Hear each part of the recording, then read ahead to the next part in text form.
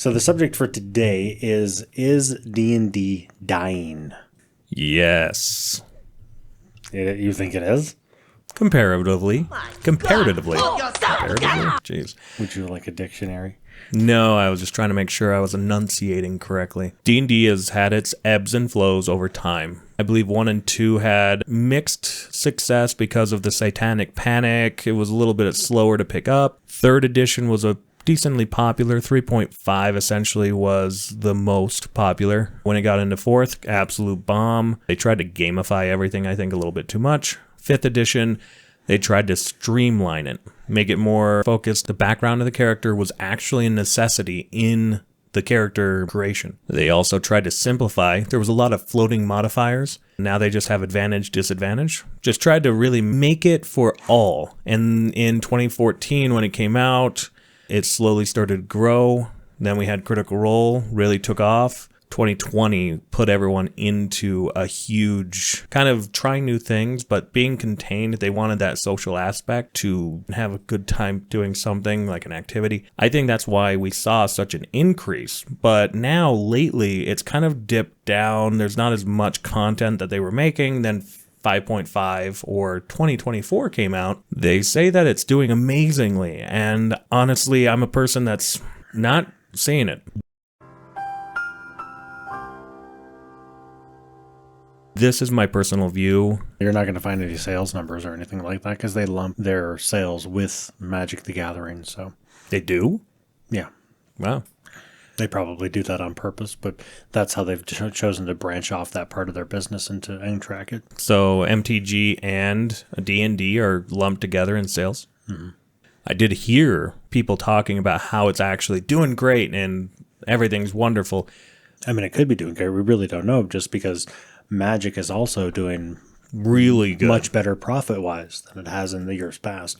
But that could just be because of the price increases they've been seeing. I mean, I would agree with you partially from your long-winded explanation of history. I would agree, though. I don't think D&D is dying at all. I think the core concept of D&D is going to outlast even the D&D itself if it does get mismanaged and decide to go away. We've already seen countless examples of people holding on to their favorite edition regardless of anything else. Of course. Yeah. And with the advent of new editions coming out or new copycats that are coming out that are putting their own mechanics and spin on things, I think that just shows that the hobby itself is growing immensely. Tabletop role-playing is everywhere. Now, And people love to play it. well, it's And everywhere now, but it didn't start that way. D&D is really the father of this whole entire concept. That's what I'm saying. I'm not disagreeing. I just think that other TTRPGs out there have been there for a long time as well, but just not as popular. Because they've always had their own challenges. But D&D has, as a core concept, is always what people want to do, regardless. You might have different flavors of Lord of the Rings. I have one for Stormship Troopers, Stargate, SG-1. You know, you can have other flavors, but those are just essentially modules at that point from the base off of the core concept of what D&D actually is, which is storytelling with your friends. Yeah, I can say that it was really the flagship of tabletop role-playing games. It was the leader, the big one, the one that had the most success. But there are others now, a lot of third-party stuff that's growing popularity. And albeit it was from a community that grew from D&D 5e and the most recent edition, but I do think that it helped get a lot of people into it. And now the third parties are becoming more prevalent, but they were trying. There was a lot of people that wanted different systems. But at the core, regardless, is D&D. And D&D is no matter what. And I think with the advent of 5th edition, realistically, making it that much easier, especially with electronic tools to make characters and play, I think it's only going to gain in popularity regardless. Yeah. You want simple rules that really capture the essence of a lot of different situations and ease of going into it. That's why on the electronic assets that we're able to use to actually make characters, I'm not arguing on morality, ethics, all that, whether or not it's proper. AI has been a huge boon to, I think, a lot of people. People had a hard time finding what they were looking for, and AI's been able to generate images that are the exact thing that people were looking for, or very, very, very close. depending on how good you are with AI. I think it's a bridge between people that have parts of their mind and soul just locked away behind a skill wall, and they're not able to communicate their concepts as well to explain themselves or to make art. I think that AI really helped a lot of people, and that helped a lot with D&D, like going into the electronic assets. I think art generation, I think backstory generation. Again, I'm not saying... You're trying to get us canceled. I'm not saying that it is what you need to do all the work. I think it's a tool that will assist you in reaching the goal that you weren't able to do on your own because of a skill level issue. You can't draw, you're not a writer, but you were able to communicate well enough to AI that it actually lets you express what your inner imagination is producing in the world, and at an easy, usable pace. I think a lot of people would disagree. Well, wait, we did make the AI video already, right?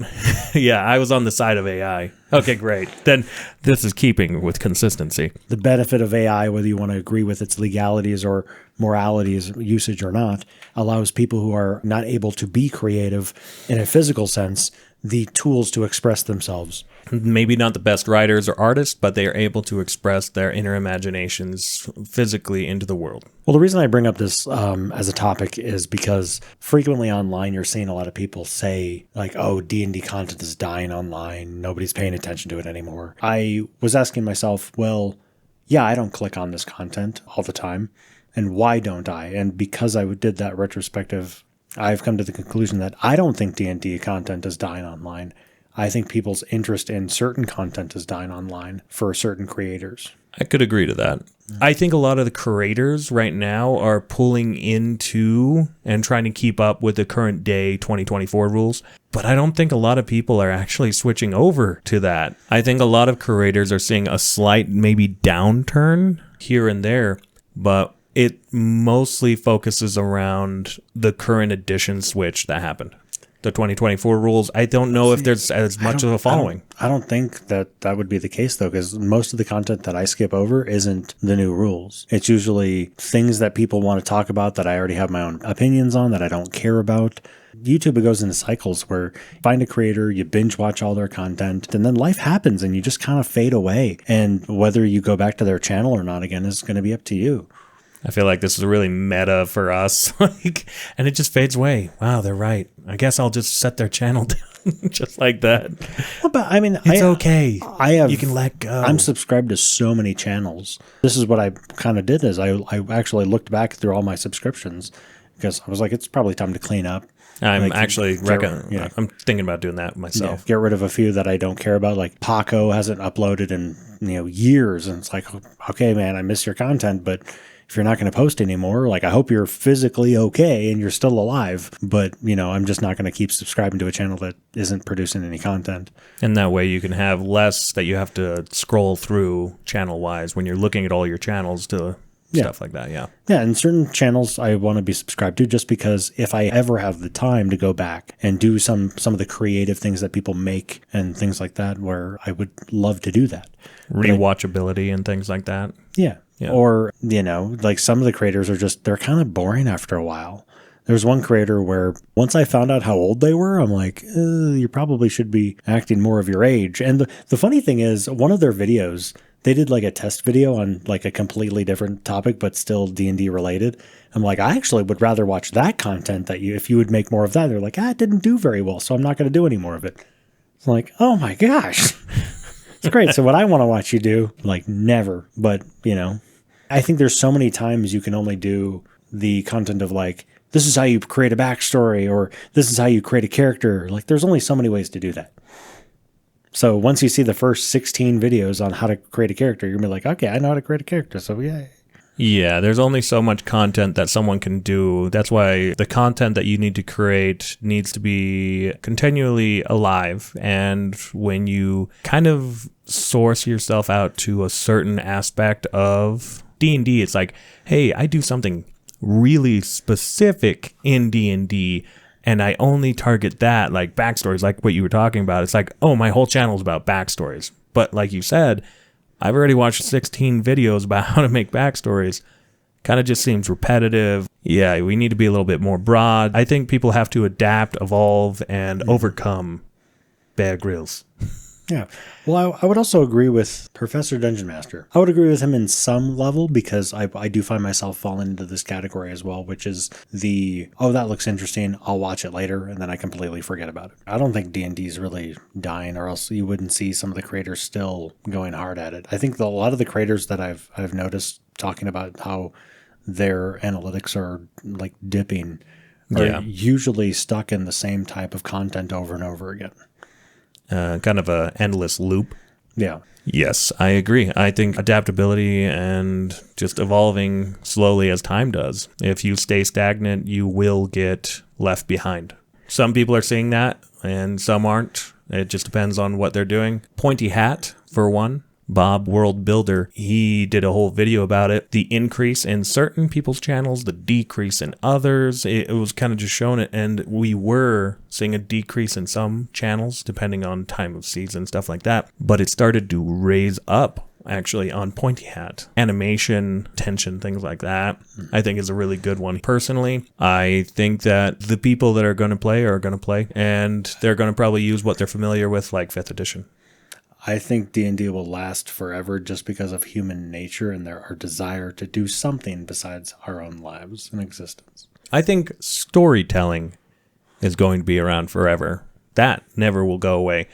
The actual entity of Dungeons and Dragons will be an iconic platform. Wait, when I say D&D, I just mean the concept will always be there. But I don't want to get confused and be like, D&D is everything. You're always confused.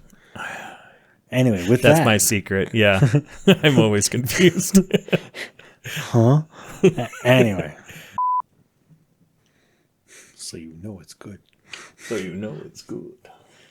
So, do you think Hello, everyone, and welcome back to the Casual Chat. Welcome back to the casual. You filthy casuals. Wait, am I actually still centered and good? Yeah, you're just fatter. I mean, I'm not going to lie to you. I don't think anybody that's listening to this needs a history lesson. The point is,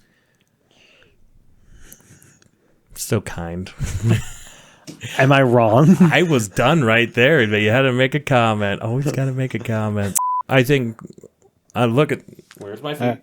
Look at where my fucking foot is, man. This is where my foot is. Right here. My calves are against the front of my feet. Push your chair back, damn it. I'm sitting up and trying to look at my crap and make sure everything is rolling right. Wow, we're going to cut all that out. Maybe it depends on if it's funny. Yeah. What are you looking at? I'm trying to avoid your fucking feet on my side. Hey, I wear freaking shoes, okay? I wear shoes too. Yeah, I'm just waiting for my turn. AI, good. Not necessarily legal. Who knows? Great. Woo. I'm laughing at your attempt to use English. Go on. Take it away. Take us away. I feel like it's really meta right now. I'm going to keep saying that every 5 minutes. I feel like it's really Facebook, guys. This is really Facebook. Like a last phrase. Hold on. I was just going to say maybe... Anyway. Jesus. Subjective more than objective. Yeah, but you could just say... There's popularity. You could just say that instead of going to the history lesson. Well, I want to be educational, okay? You little shit. This isn't supposed to be educational. But anyway,